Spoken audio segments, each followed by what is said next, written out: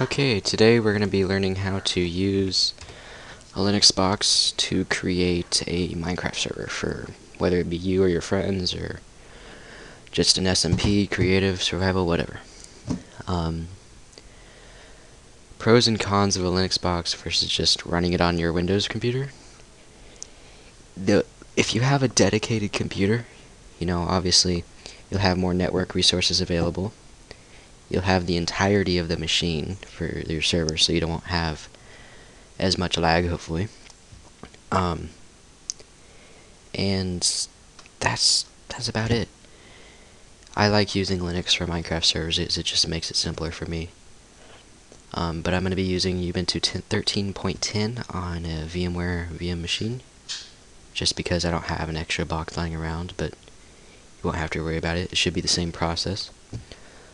So I'm not going to teach you how to install Ubuntu because it's going to be different for each distro of Linux you use, and because there's plenty of helpful tutorials. In fact, I didn't even need a tutorial the first time I did this. I just put CD in and it happened. So, just going to log in with your credentials that you created. Yeah, you're going to get this little thing to show you when you last logged in and your IP address there. Mine's 192.168.149.1. You might want to keep that in mind, or if you don't want to remember, you just type if config, press enter, and around eth0 inet address 192.168.149.132. So that is your IP address. So clear. I'm just going to go through a couple helpful commands right now. Clear clears the screen, lets you not get confused over what you're doing. ls shows you all the files in your directory. So let's just get on with it. Alright, so make dir mc. This is gonna make a directory or a file in our home folder, which is where we currently are. If I press enter, ls mc. So to get to it, we just cd mc. There we go. ls, there should be nothing in there. Most of this stuff is really simple. Once you just learn how to do it, it's fine. So the first thing we're going to do is do sudo apt-get install. Then we're going to type ssh, all lowercase. The password was the password you used, the same login. It's just making sure you really want to do this install. I already have it installed, but for you guys, you probably shouldn't have it installed unless your distro just comes with it. So great, now it's installed. That's it for our box. We can actually get out of our box now, and you're going to want to open Putty. The link to this will be in the description. Open up Putty, you'll get something like this, except these will not be here except for default settings. You're going to want to type in your IP address, which is, for me, it's okay. You're going to want to type in your IP address to this box right here, but I already have it saved, so I'm just going to click right here.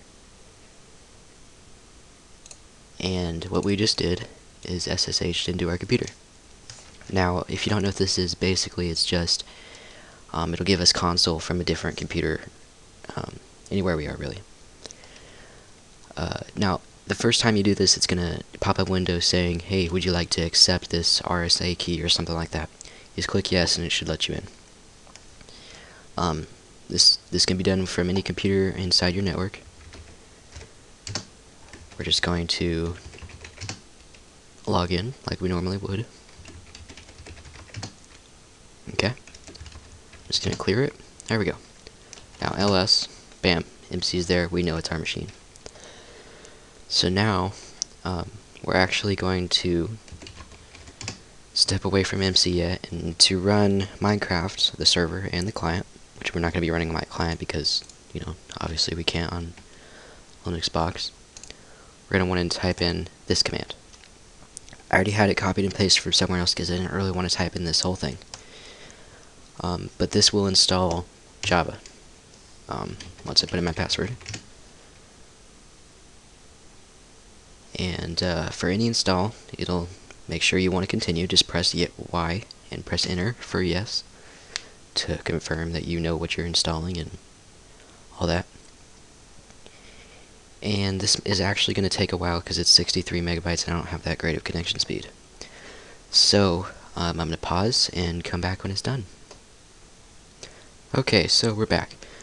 It finished a little bit faster than I thought it would, but still. If you're done, obviously you're going to get your little command back, your command line back, and it'll say done about 2 times right over here. That's great. We just clear. Now we have Java. So we're going to do ls, cd into our MC, ls again, there's nothing there. So, obviously we need to go get the server. So we're going to type wget for wget space. And then here is our deal. So we're going to type in Spigot, S-P-I-G-O-T, spigotmc.org. It's actually a form of Bucket, so you'll be able to use all of your Bucket plugins. And I just like it because it's the least laggy server for, I mean, I run my server for about 4 people on a Pentium 4 with about 1 gig of RAM on this same method I use on this Linux right here. And I get no lag, and it never goes down, it never crashes. So we want to click download, and it'll take us to this page. Right click on spigot.jar, copy link address. That's it. Now we're done with that. Go back to our console here, and then we're just going to right click, and it'll paste it into our command prompt. We just press enter, and it will download into our current directory. This is actually really cool, because it's great for pulling things off the internet. You don't have to upload it to the server or anything funny like that. So now ls, it's there. Great. So now we need a startup script, as if you ever ran a Minecraft server before, you get the jar, and then if you're on Windows you get a bat file or sh file if you're on Linux that you use to start it up. So to create a startup script, we go nano, N-A-N-O, space start .sh. Now it's going to take us to, I guess, Linux's version of Notepad, almost. So now we want to go, we're just going to leave that alone for a second. Go to minecraft.net/download. Now it actually has the startup script here, so I'm just going to copy that, Control C, and then right click it into here. We're going to minimize the Minecraft_server.jar, except for the jar. Type in Spigot, or whatever your jar is named. Mine is named Spigot. And that's actually it. Now right now, the server will use 1 gig of RAM, 1024 megabyte, 1024 megabytes. That is approximately 1 gig of RAM. Now if you have more, like 2 or 3, and you have the 64-bit version of Java, then you can configure this to use more RAM. But right now, it's fine. I only have 2 on my computer, so I'm just going to use 1.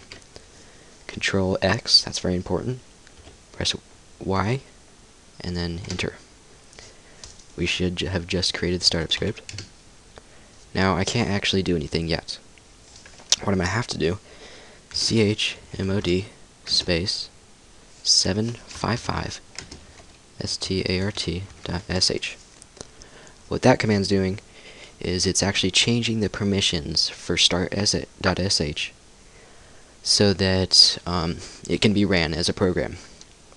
So we're just gonna press enter, ls to make sure it worked. Yep, start.sh is now green, so we can run it.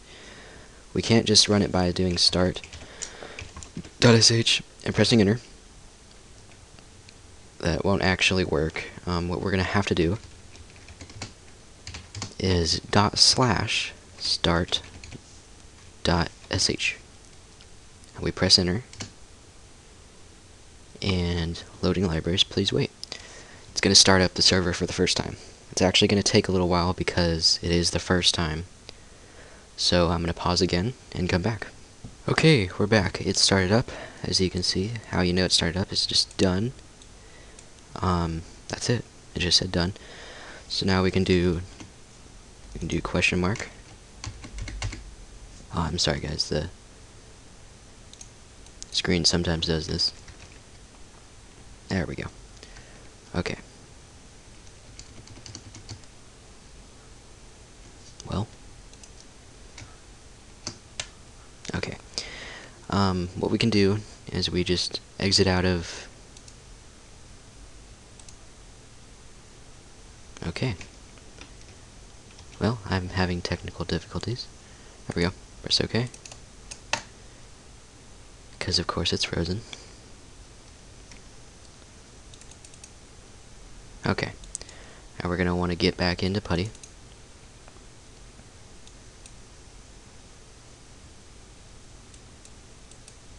Well, I'm having all sorts of problems, aren't I?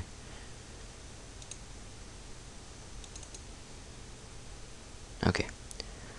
Now, I'm going to log in.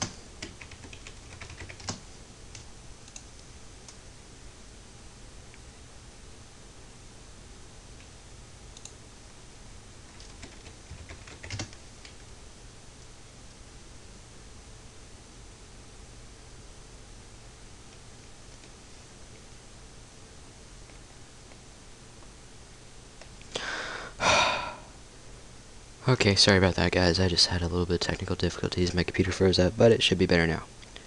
So as you can see, we logged in and, oh no, wait, our server's gone. What happened? Well, the server is just a process, and since we were running it with our screen here, or I'm sorry, with Putty, it ended when we ended our Putty session. So if you ever want to close this window, the server will stop working.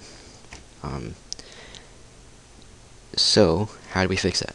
Well, we do sudo apt-get, we're installing another program, so install, and we're going to type in the screen. Put in your password. Bam. Okay, I already have it installed, because for me it comes with Ubuntu. But you're just going to want to install it. And once it's done, we do screen tac capital S, this is important,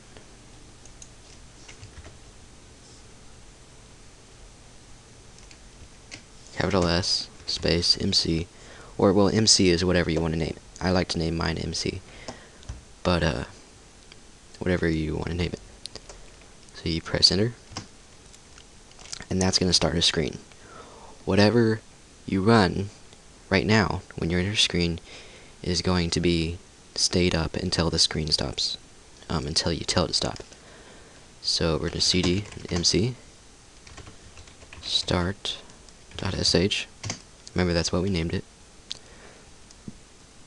And we wait for our server to start up.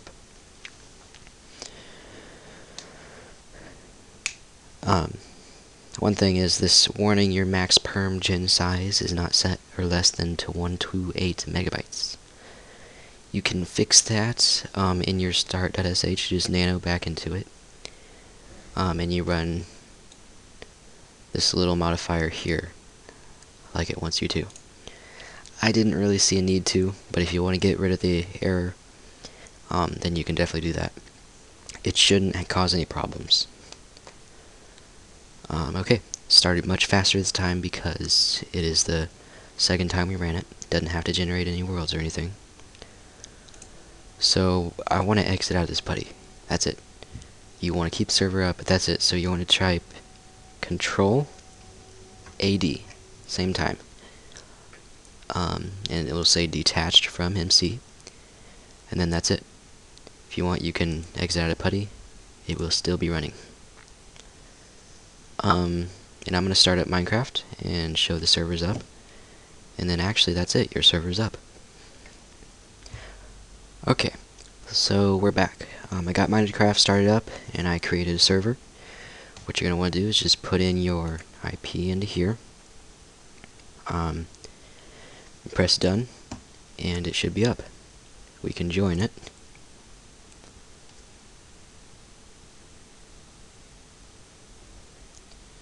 It's going to be a little bit slow because I am running the Linux distro, Minecraft server, and the client at the same time. And we're in. Yep.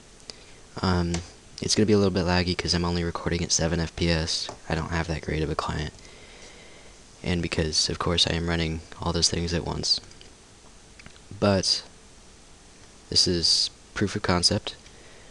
It's very good for if you wanted to test some server stuff before you actually roll it out to your real server box and open it up to all your friends. That's actually about it. We have all of our terrain generated. Yeah, one thing actually. I'm gonna disconnect and quit game. Well, let's get back into Putty so that we can edit some server settings. cdmc ls, and wait, we have more files. Well, that's because the Spigot, Minecraft, Bucket, all of those servers will generate a whole bunch of files when they run. That's actually why we created a folder for MC Minecraft. What we're gonna want to do is, let's say, well, you know what, you just started up a server. You want to be off on your server, of course. So, we go into MC folder, ls, and type op, and then press tab. It just finished the folder for us, or the file. Press enter. There's nothing here. We just type our username. In my case, it's uneric1. Control X. Yes, I want to save. Press enter. That's it. Now, what about plugins? All we have to do, when you find a plugin you want, all you have to do is cd into plugins. ls, there's the only thing there is plugin matrix. That's actually a Spigot thing. I did not install that. But to download one, you just do wget space the URL, of course, and then it should download into there. To install it onto your server, if your server is already running, you type in reload into your server console. Not your Putty session, but your screen session where we started up the server. You're going to want to type reload, or just restart the server. That should create and activate the mod.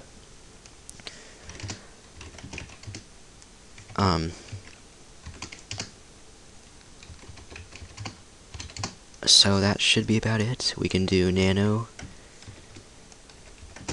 server .properties, and it'll show us all the settings for the server. We can do allow nether, announce player achievements, max build heights, game mode, MOTD. In fact, we can just change this to derp party. Okay. I think that's ready. Now, to get back into our screen, we do screen hack R, lowercase r this time, and then the name of the screen. So you can actually run multiple screens if you want to run multiple servers, or you want to run just different programs within the screens, whether it be Minecraft or something else. We press enter, and we're here. As you can see, it showed us that uneric1 logged in, uneric1 disconnected, and uneric1 left the game. So to activate our MOTD, we do reload complete. Basically that just reloads the server, the plugins, your settings, all that. But the great thing about it is your players will keep connected. There might be a lag spike or two, but your players will still be connected, so you don't have to kick any of your players while you're administrating, which is kind of cool in my opinion. So that's it, actually. This is the method that I found causes the least amount of lag. Having a dedicated computer with Linux and running Spigot with screen. You can run Bucket or the default Minecraft server, but I just enjoy it. I enjoy Spigot better. But it's your opinion. So that's about it. To disconnect, remember we do Control-AD, and then, you know, to exit out of Putty, we don't actually have to click close. Just do exit, enter. That's it. I hope you found my tutorial helpful. Please hit a like, maybe a subscribe, and I'll see you later.